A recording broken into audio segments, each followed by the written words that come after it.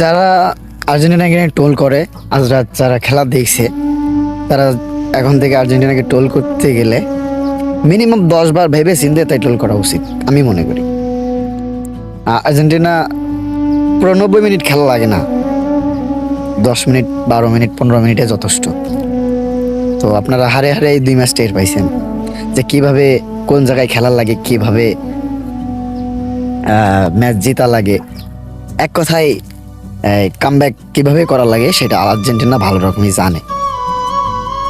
তো এখন থেকে যেসব সাপোর্টার, বিরোধী দলের সাপোর্টারগুলো যারা ট্রোল করবে, তারা হচ্ছে মানে আমার কথায় আমি বলি, তারা খেলা সম্পর্কে কোনো বোঝেই না, তাদের কোনো আইডিয়াও নেই, তারা কোনোদিন মাঠেও নামেনি। আর আজকের খেলায় আশা করা যায় যে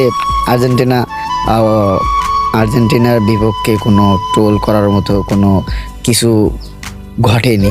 তারপরেও একদল এসে ট্রোল করবো যে হচ্ছে ফিফা কিনেছে, আছে মাঠের ভিতরে 11 জন না 12 জন খেলেছে। মানে এইগুলা ট্রোল যারা করে তারা কি আদৌ খেলা বুঝে? আমি তো মনে করি যে বুঝে না।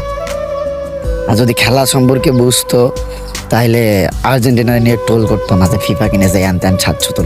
আরে ভাই, মাঠের ভিতরে যারা খেলে তাদেরই কোনো অবজেকশন থাকে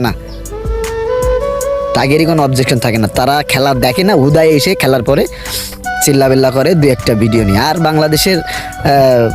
বাংলাদেশের মিডিয়াগুলো, কন্টেন্ট ক্রিয়েটারগুলো হচ্ছে ভিউয়ের জন্য পাগল, যেতে মানে যে জিনিসটা ছাইরে তারা ভিউ পায় সেই জিনিসটা নিয়েই বেশি ট্রোল করে।